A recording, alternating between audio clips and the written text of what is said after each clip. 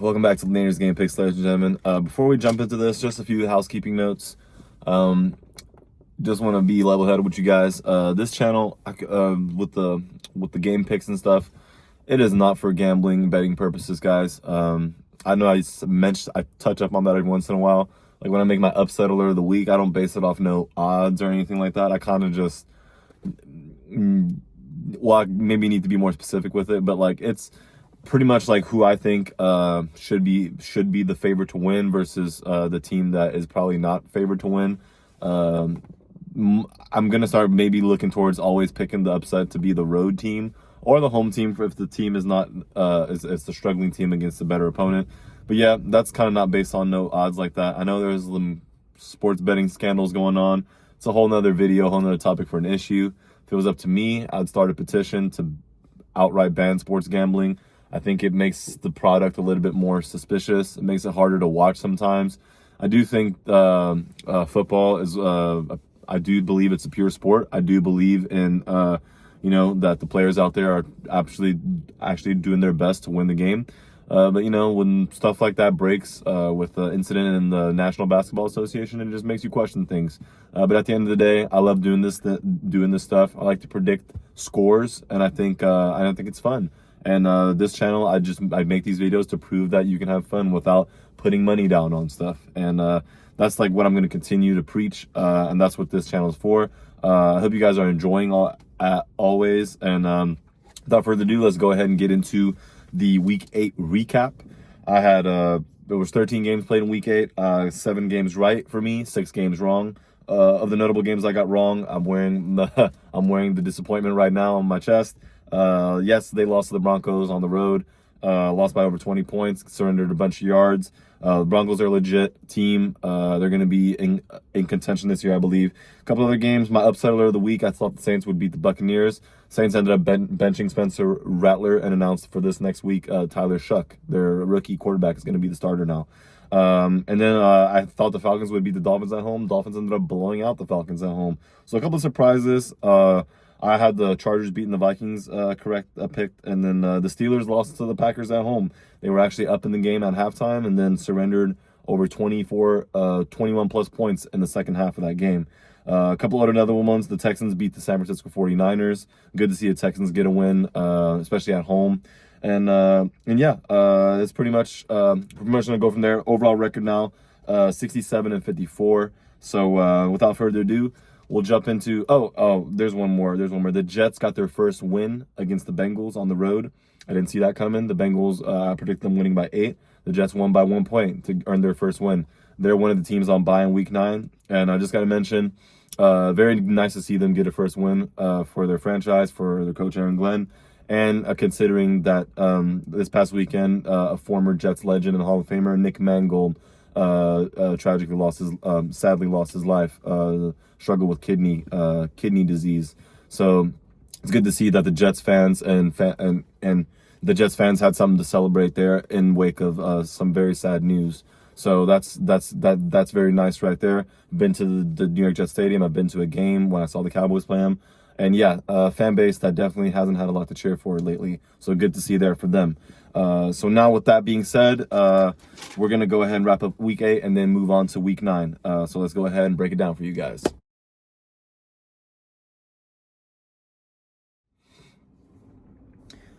All right, guys. So the teams on bye for Week 9 is going to be the Browns, the Jets, the Eagles, and the Buccaneers. So 2 AFC teams, Browns, Jets, 2 NFC teams, Eagles, Bucks. So it'll be 14 matchups for Week 9. We'll start things off with the Ravens at the Dolphins. Both teams coming off wins. Ravens at home, the Dolphins on the road. Dolphins at home here, I think they match up well against the Ravens team. But this Ravens team are now looking at an AFC North that's kind of faltering at the top, and the bottom is actually just as much in it as the teams at the top. I think the Ravens, they didn't play Lamar Jackson last week. I thought they would play him. They still won in spite of having him on the field. I think he was a full participant in practice. He's nursing a hamstring. I think he'll be able to play this game. And if not, I still like the Ravens' odds. They were running the ball better. Their defense was flying around last week against the Bears team. The Dolphins team playing a little bit more inspired. But at home, I don't know if we're going to see if what we saw last week was a kind of a one-trick thing. I do think Devon Achane is one of the better running backs, overall running backs in the league, catching the ball at the backfield, running the ball. This will be a fun game, hopefully. I know last week on Thursday night was a blowout. We'll see what happens this week. I do think the Ravens are going to come out on top here on the road of a score of 28-23. Keep getting them closer up into the hunt of the AFC North. Now we're over to the Sunday slate game starting at 1 p.m. Eastern. Bears at the Bengals.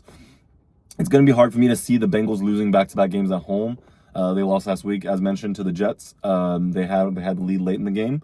I think the Bears also, they had won 4 consecutive games prior to their loss last week. Last year, they were also 4-2 before they went into a long losing skid. I think Ben Johnson is not satisfied with his offense. You can argue like their top 2 draft picks, Luther Burden and Colston Loveland, haven't gotten nearly as much involved as fans of the Bears would like. So we'll see if that changes any against the Bengals team. That's one of the worst defenses in the league, surrendering lots of yards, lots of points. This will be a bounce back game for Caleb Williams and the Bears offense. But a Bengals team at home, Joe Flacco may be questionable. I still think the Bengals are able to pull it off at home. Despite how poorly they played on defense. I think this win will keep them from falling in the AFC North. Really, that AFC North is kind of like a race with teams under 500 and teams that are above falling back down to 500. I think the Bengals win on a score of 27-24 at home against the Bears. Moving on to the Vikings at the Lions. 2 NFC North teams, and this division is completely the opposite. Top heavy, and the team at the bottom of the division now is the Vikings. Don't have their... I think Carson Wentz is hurt. He was playing last week, all battered up. Another quarterback injured. I don't know the J.J. McCarthy status. Aaron Jones Sr. came back, but he was not a factor in that game against the Chargers. Lions team right here, they just gave Aiden Hutchinson a 4-year, $180 million extension.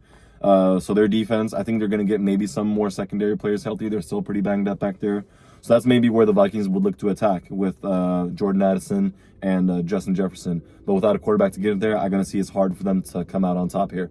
But I think the Lions at home take care of business. Not going to be pretty, maybe a little bit more ugly. We know how these division games go, especially later in the year. First time they meet, though, so we'll see what happens. This offense by the Lions, who are riding high, and then a Vikings defense coached by Brian Flores. Hard for Brian Flores to have so many stops and play flawless when the offense can hardly get anything going. So I think the Lions win here of a score of 25-12 at home over the Vikings. Panthers at the Packers. Panthers kind of coming down to earth, played a Bills team at home. They ran all over the field on them. So the Panthers in this matchup might have an advantage, as the Packers quarterback Jordan Love coming off of a career game, 360 plus passing yards, 3 touchdowns. Tucker Kraft is potentially a top 3 tight end in the league right now. Obviously, I know about the George Kittles and the Travis Kelce. Age is a factor, and the fact that these guys have been good for a long time. Mark Andrews, one of them too. Can't forget about Trey McBride. But these young tight ends, Trey McBride, and then you got Tucker Kraft. There's a lot of good tight ends around the league. Not to mention Jake Ferguson too, having himself a good year. Pat Fryer moved to the Texans, or the Steelers, sorry. So it's going to be interesting here. I think the Panthers would like to eliminate Kraft. So there's a big task on their linebackers. Their secondary, one of the better ones in the league. But as overall defense, they're kind of average. So this could be a game where Josh Jacobs establishes the run, especially if they see that film from Buffalo and what they were able to do. Just power running game. Bryce Young didn't play for the Panthers this game, and I would say they kind of rallied better with him back there. Chuba Hubbard returned, but to little effect as that game was out of hand last week. I think on the road here makes it tougher for the Panthers, as they got to deal with the Green Bay crowd noise. It's probably going to be cold up there too. So I think the Packers come away with a win. This team has only lost 1 game and tied a game. So this is good, and they're in that NFC North division where it's top heavy. You definitely want to be the winner of that division if you want to have the advantage going into the playoffs. I think the Packers win at home over the Panthers with a score of 30-17. Chargers at the Titans. Chargers here, fortunate for them, winning at home. Now going on the road against a Tennessee team, kind of discombobulated. I see Justin Herbert maybe not having to pass as much this game. The Tennessee secondary actually doesn't surrender that many yards. It's more so their run. Overall, they're more in the average, but their offense plays poorly, has turnovers. So it kind of puts the Tennessee defense in bad poor field position, so they don't surrender necessarily as much yards as like the Cowboys do. I think who's ranked the worst defense, the Cowboys and the Bengals, but still, it's not going to be enough to overcome a Chargers team, and even with injuries in their backfield, they've managed to get a running game going the past couple of weeks. So I think the Chargers on the road take care of business against the Titans team, the score of 23-9. Moving on, we got the upset alert of the week. I think this will be an upset probably because we have a Falcons team going on the road against the now 6-2 New England Patriots, who played very good at home. Drake May is obviously an MVP candidate, very efficient, completion percentage through the roof, passer rating very good, has a very underrated receiving core, tight end core that's solid, young backfield. This Patriots team has been building the last 3.5 years, although they've been very bad record-wise. They've been building something special here, and now with the right coach in place, you can argue with Mike Vrabel at the helm, this is going to be a tough team to beat, especially in New England, where they've always had an advantage back in the mid-2000s and 2010s. So I do think that the Falcons here, who have looked pretty bad in the last couple of weeks, they need to make a rebound statement. I'm not sure if Michael Penix and Drake London were out the game last week. Whether they can get those guys back or not, this is a must-win game for them, and I think this helps them to match up with their defense. I think their secondary can do a good job here, but they can't have a performance like they did at home against the Dolphins. Another AFC East team that they're playing here on the road. They're going to have to win this game. It would be an upset in my opinion because the Patriots are good at home and the Falcons are kind of inconsistent, but have a good running game. So they might want to have to utilize that, maybe come up with some different variations of run. I know they like to run that stretch zone out the pistol. So I think they come out with the upset here of a score of 26-21 over the Patriots. Moving on, we got the 49ers at the Giants. Giants suffered a setback last week. Their young rookie, Cam Scatterbo, fractured ankle. Very unfortunate to see. Hope he gets back healthy. And all the injuries across the league. It's very scary to see. But as we know, this is a contact sport. And this is something that a lot of the players can't control. So we know we don't like to see that. We wish all the players well and a speedy recovery, and that they're still, able to do what they're able to do. So I think the Niners here, they're one of the more banged up teams in the past 10 years in all of the NFL. They somehow figured to coach their way into a solution with Robert Saleh back coaching this defense, Kyle Shanahan, obviously. It's going to be tough for the Giants, even at home, to have a sustainable game plan and keep their young rookie quarterback Jackson Dart away out of harm's way. They need to protect them against the Niners front that's, even without Fred Warner and Nick Bosa, still manage pressures, still play very disciplined defense. And Diamador Lenore is going to be the corner that's going to be following, trying to shut down whoever their top receiver is. It's going to be likely Darius Slayton and Wan'Dale Robertson. As I mentioned, Malik Neighbors is out for the season as well. So the Giants at home, a lot going against them. They got to keep their young quarterback protected. I think the Niners come in here with the right game plan, and that's what's going to propel them in winning. Maybe Christian McCaffrey gets going this game, as Saquon Barkley finally had a game that got him going with a long touchdown run.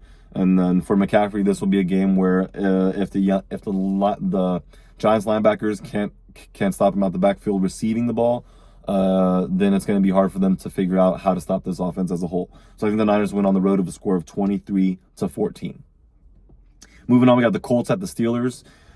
Steelers, similar to as I predict the Bengals, I don't see them dropping back-to-back home games. They realize that they're in this AFC North division, as mentioned. They have to stay ahead. And the Colts have been flawless. Obviously, with a offensive MVP candidate player on their team, Jonathan Taylor, rushing the ball like crazy. I think they have a good chance. This might be a game where I can see them laying an egg. The offense on the road, I think Pittsburgh plays good at home. The defense doesn't surrender a lot of rushing yards. As the last two games that they've lost, they've been exposed in the secondary. I don't know. There's a combination of slot corners and an extra nickel package. Whether it's their nickel package or dime package has not worked. Backup safety, strong safety, guarding tight ends. So the Colts definitely want to get their young rookie Tyler Warren involved here. But I do see the Colts kind of laying an egg on offense. They've been very good all year, 7-1, obviously. This could be a game where they have some slip-ups, they have some mistakes, shoot themselves in the foot, especially can't afford to do that on the road. I think the Steelers do capitalize off that as they're playing at home. They did lose last week, as mentioned. I think they're able to take care of business here as the Colts and Steelers. Steelers have never lost to the Colts in the postseason, as they met 4 times. The Colts have beat them the last 2 times they've met. So the Colts are looking to extend that to a 3-game win streak over the Steelers. I think the Steelers break that streak at home of a score of 31-29 over the red-hot Indianapolis Colts. Broncos at the Texans. It's good. I did pick against the Broncos last week. Definitely showed me that this team is a force to be reckoned with. But I do think they're a different team on the road, and they are playing on the road here against the Texans team. Big win last week on the road for them. I think they're finding momentum. This defense, coached by D'Amico Ryans, very good defense. Will Anderson has a very high pressure rate, forced fumbles. Derek Stingley. This is a very good defense overall, and I think they match up well against the Broncos team. Sean Payton coaching against D'Amico Ryans, so it's going to be an interesting matchup here. I think both these coaches will have a fun chess match.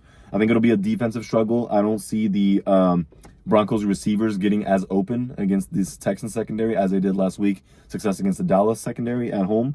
So I'd like to see. I think the Texans can capitalize here off a win against a good team in the Niners, and they're going to play also a tough team at home against the Broncos. I think if they're able to establish the run, keep the Texans on the field, convert in the red zone, I think they'll be able to get in the red zone. I think these young receivers are getting more confidence, especially with C.J. Stroud throwing them the ball. And with C.J. Stroud being comfortable in his receivers as he was with Tank Dell, that's just going to keep developing with this young receiving core. So I think that benefits them. I'm not sure of Pat Surtain's status for this game.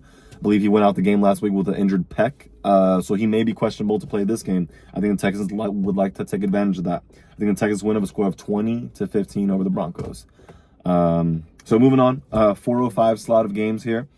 Jaguars at the Raiders. Both teams coming off bye weeks.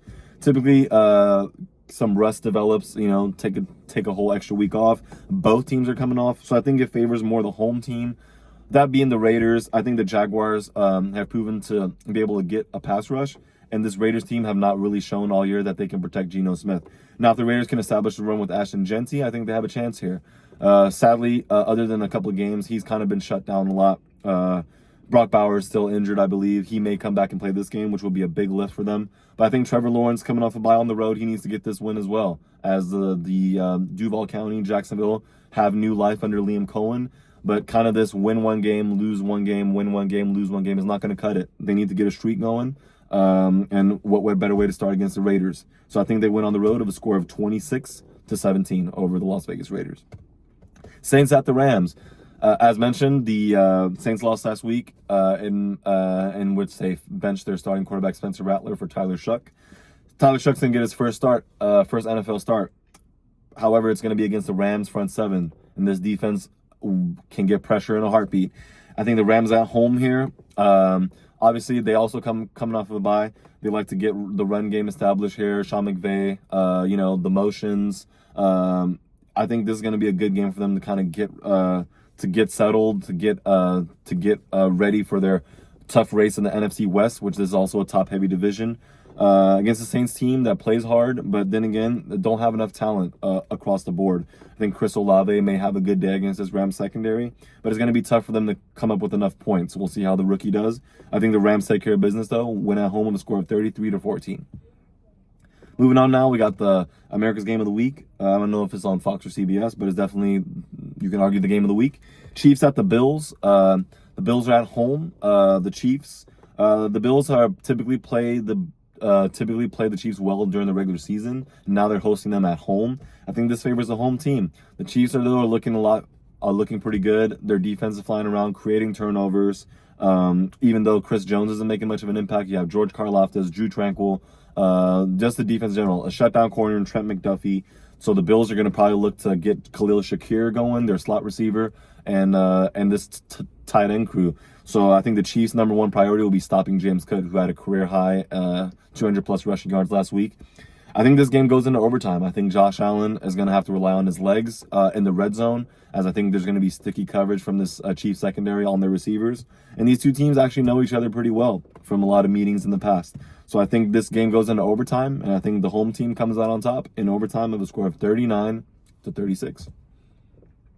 Sunday Night Football, the Seahawks at the Commanders. Last time the Seahawks went at Washington, I believe 2021, they lost.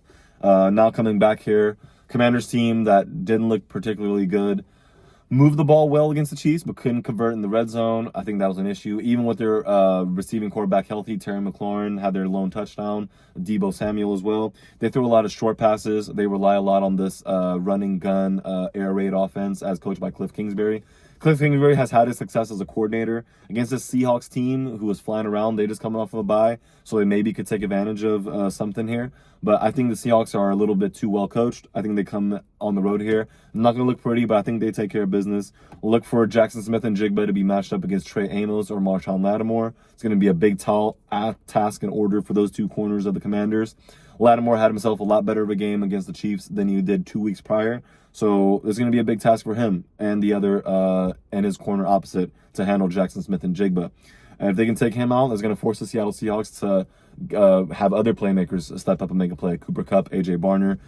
Besides Barner being a red zone target and threat, Cooper Kupp hasn't done really much, and neither has Zach Charbonnet, their backfield running back. So we'll see how this goes. I think the Seahawks do come out on the win on the road here in a tough environment. Defensive battle of a score of 19-14 over the Washington Commanders. And finally, the Cardinals at the Cowboys on Monday Night Football. The Cowboys have lost their 7 of their last 8 games against the Arizona Cardinals. So the Cardinals have their number. Kyler Murray, I believe, who was questionable. Well, they came off of a bye week, the Cardinals did. He was questionable the week before Jacoby Brissett played. He's going to be healthy to play this game, and I do believe that's an advantage for the Cowboys and an advantage for the Cardinals. Kyler Murray in his career, going back to high school football, has never lost a game in AT&T Stadium. So he has an undefeated streak in that stadium. He might just catch magic and be red hot. But throughout the year, he's been inconsistent and struggled. He's gotten himself sacked a lot of times, gets the ball out quick against high-pressure rated teams. This offensive line of the Cardinals have struggled in the run blocking department and in the pass pro department. So it's going to be, I think the Cowboys also have played most zone defense and gotten tore apart. I think Jacoby Brissett, who was filling in for Kyler Murray, they came up short against the Packers team, which that predicted being an upset. I think they can put up those kind of points if the Cowboys want to come out and play zone against this team. They're going to have to eliminate Trey McBride. That's going to be a big factor into the Cardinals' success. Cowboys at home, though, average over 40 points. I do see the Cowboys scoring that many points. This Cardinals defense, I think on average, only give up 22 points a game. But the Cowboys are home. I think they'll be favored. The crowd noise will be loud. And the Cowboys put up 40 and tied the Packers at home. I don't think this Cardinals offense is as good as the Packers offense, so I don't see a tie coming. But I can see the Cardinals putting up just as many points. So prepare for a lot of points in this game. The defense that can make the most clutch plays when it matters. The third down defense. Can you get off the field? The fourth down defense, for that matter. Can you force a stop? If it's fourth and 5 and less, I expect both these teams to be going for it. Because the Cardinals obviously have lost 5 straight games. They didn't play last week because they had a bye. They're coming out of the bye. They want to get a win. They're not out of this. Jonathan Gannon may be coaching for his season right here. But then again, the Cowboys too. Holes everywhere on the defense. Definitely much to exploit, and they haven't had a pass rush other than one game all year. So it's going to be interesting to see. I am picking the Cowboys to win this game. But like I said, the Cardinals have beat the Cowboys 7 of the last 8 games. So we'll see what happens. Kyler Murray's undefeated at AT&T Stadium, so those are your few little storylines heading in. I think the Cowboys do come out on top, as they are the home team, against the Cardinals team, a good Cardinals defense. A score of 48-45. The Cowboys can keep Josh Sweat from getting pressure on Prescott. They may have a good chance here. And Prescott ordered, get the ball out quick, as last week was not a good showing for them against a good Denver Broncos defense.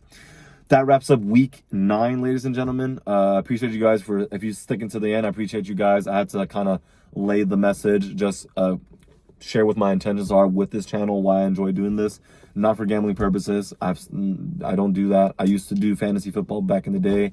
And as I've explained before, I don't like that. We're speculating on players, treating them as commodity and gladiators. Yes, this is a magnified metaphoric gladiator, modern day gladiatorism in a sport. But then again, there is purity and there is real people playing this sport too. People with real jobs and families. So let's treat them as people before we treat them as gladiators and commodities, guys. I hope you guys are safe. It's hoodie season. It's getting a little cold out there. So enjoy your games starting tomorrow with the Ravens at the Dolphins throughout the end of week 9. And I'll be back here next week to recap week 9, and then go over week 10. Appreciate you guys for being here. Love you all. Naderade out.